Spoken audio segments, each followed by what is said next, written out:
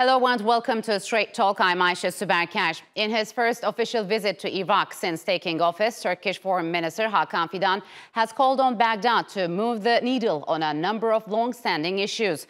Most notably, Fidan stressed the urgency for Baghdad to recognize the PKK as a terrorist organization, describing it as a common enemy. Fidan also visited Erbil and held discussions with officials from the Kurdish regional government on bilateral relations, energy and water.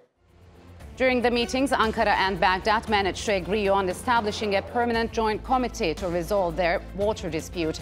This has been a major source of tension as Iraq has blamed Turkiye for restricting its water flow from the Tigris and Euphrates rivers by building mega dams, while Ankara has accused Baghdad of failing to manage its own water share. Resuming oil exports through the Iraq-Türkiye crude oil pipeline was also discussed. Officials from Baghdad and Erbil have long clashed over sharing oil revenues, especially after the ICC shut down the pipeline in March after unauthorized exports by the KRG. The energy issue was also the main topic during Iraqi Oil Minister Hayan Abdel-Ghani's recent visit to Ankara. And now to discuss Fidan's visit to Erbil and Baghdad. Joining me now from Baghdad is Ahmed Rashidi. He is the president of the House of Iraqi Expertise Foundation. And from Istanbul, Helin Sarı Ertem. She is an associate professor at Medeniyet University. A warm welcome to you both, and thanks for joining me on Straight Talk. So, Ahmed, let me begin with you. The Turkish foreign minister has paid an official visit to Iraq, covering Baghdad as well as Erbil. What do you make of this visit? Well, actually, the visit, I think one of the most important visits that between Turkish officials and Iraqis, in a way that we need to submit our problems, our crisis between Turkey and Iraq in a way that both sides will see it clearly that it is a crisis, it's not a problem, and also to find a way, to pave the way for the right solution for all the problems. Iraq is always focusing on sharing the water share in Tigris and Euphrates, and also the trade, while Turkey is focusing on PKK, and also, in a way or another, what's happening with the decision of the International Court of Arbitration and the stopping of oil export from Jihan port. So all those issues raised up from problems to crisis, and it looks like Turkey is more sensitive than Iraq to try to solve those problems with the visit of the Minister of Foreign Affairs. And also there is another visit. What I know is that there is another visit for the Minister of Trade, Umar Polat. Yes. And it is a preparation for the visit of President Erdogan to Iraq, maybe in September. So, Helin, would you agree with Ahmed? Are relations in crisis? What's the shape of the relations, especially on the back of years of political instability that has engulfed Baghdad? Well, there are so significant issues in between two countries, and I believe that there has been a kind of crisis period in between two, and this is a kind of reparation effort from the Turkish side. But I also agree that the Iraqi side also has a tendency to at least decrease the problems between two countries and find a common solution. And the most important topic for Turkey is, of course, the PKK terror issue, and this is about Turkey's national security agenda, but also the energy issue, because there has been a kind of cut regarding the flow of oil from Iraq to Turkey because of this decision of the arbitration court. Yes, this is a crisis, but I do believe that they have the tendency, they have the power, the will to solve this crisis regarding the energy issue especially. So, Ahmed, Foreign Minister Fidan has asked Baghdad to designate the PKK as a terror organization. Could Baghdad administration do that? I mean, what kind of a threat does the PKK as well as the YPG pose to Iraq's territorial integrity, as Mr. Fidan underlined? Well, all those groups, legally, there are terrorist groups. And there is a decision, have been voted by the parliament, to name those groups as a terrorist groups. The problem is that the regional interference, that this file is tried to submit it in a way that it will go forward on increasing the crisis, then it tried to manage some sort of a deal, then it is pulled to be decreased, decrease the crisis, and so on between Iraq and Turkey. And we all know that this interference, this regional interference is playing a very dangerous game for the Iraq fate. And let us not forget, it's the national security of Iraq that it's supposed to be those groups should be pushed away, try to terminate all those groups from the Iraqi soil and solve real problems. We all know that Iraq is suffering from climate change, suffering from dryness, and the Minister of Planning report saying that Tigris at 2030 will only be into Baghdad, which show you that all the southern governorates will suffer from dryness. So all those things pushing hard the Iraqi government, make a huge pressure on the Iraqi government. At the same time, the regional interference try to make another pressure on the Iraqi government to try to make some sort of a deal with Turkey about PKK. Can you elaborate on that regional interference? Which countries are interfering there? Well, it's definitely Iran. We all know that Iran has the upper hand and interfere on the political, not only political, economical, and social issues in Iraq. And we all know that there is some sort of a struggle, real struggle between Iran and the United States at the borders of the Syria.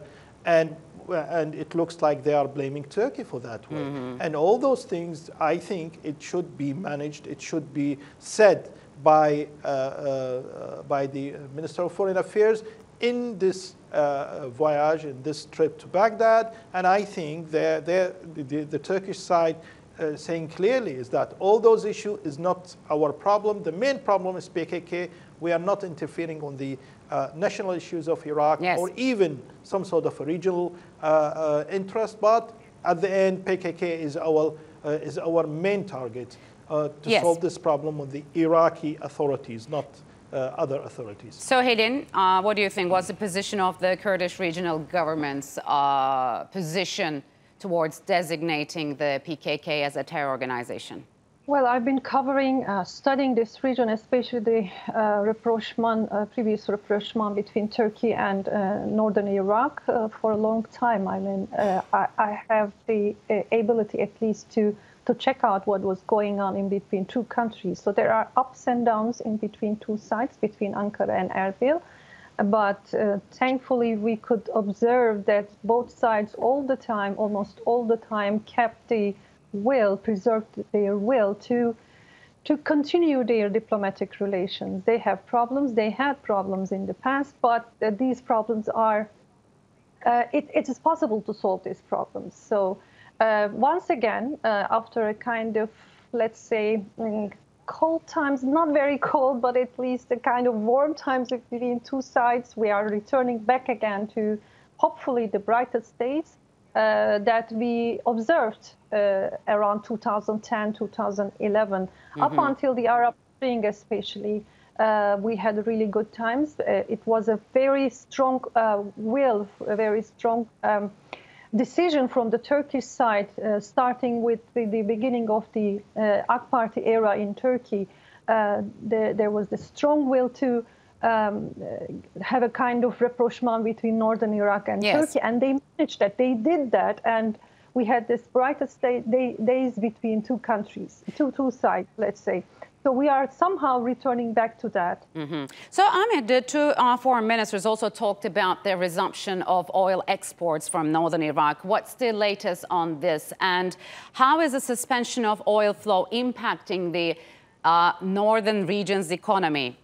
Well, honestly speaking, Iraq, starting, I think, from March until now, lost about $4 billion because of the stopping of the oil export from Jihan port. So, and our budget, which is voted before 2 months, it's at least $160 billion. So we are losing money as a central government, and it will affect definitely our budget in a way that already we have we already have economical crisis. We have inflation in the dollar price. We have problems with the salaries of the North governorates and so on. So it means that what's happening on the ground, it's crucial for Iraq, it's hurting Iraq. At the same time, also Turkey, in a way that we all know that the decision of the International Court of Arbitration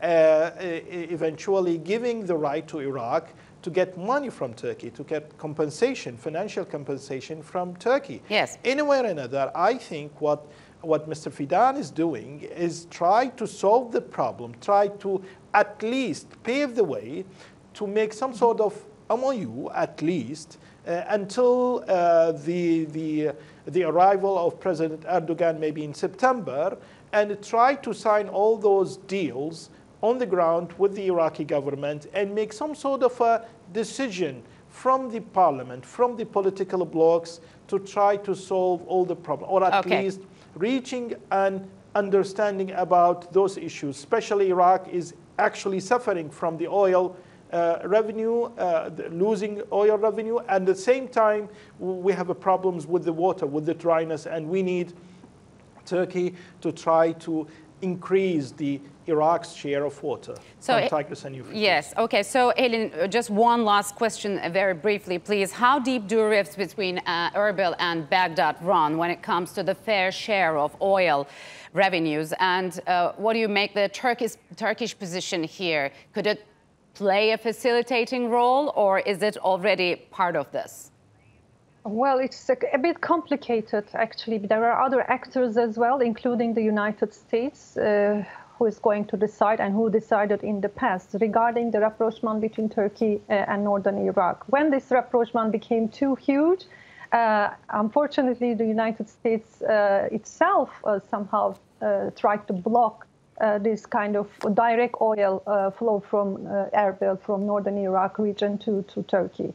For that reason, there are multiple factors, multiple actors as well in the region, which will decide regarding the future of the relations. But what I can see from the Erbil side, as I had the chance to see 2 times to visit Erbil, they need Turkey. Turkey is their way out to the outside world. Yes. For that, they have to solve the problems. And Turkey really has the tendency to solve the problems between Baghdad, Erbil. And so for that reason, I do agree, in your opinion, that Turkey might act like a facilitator in between these 2 sides. All right, Helen and Ahmed, unfortunately, we'll have to leave it here. Thank you very much for joining me on Straight Talk.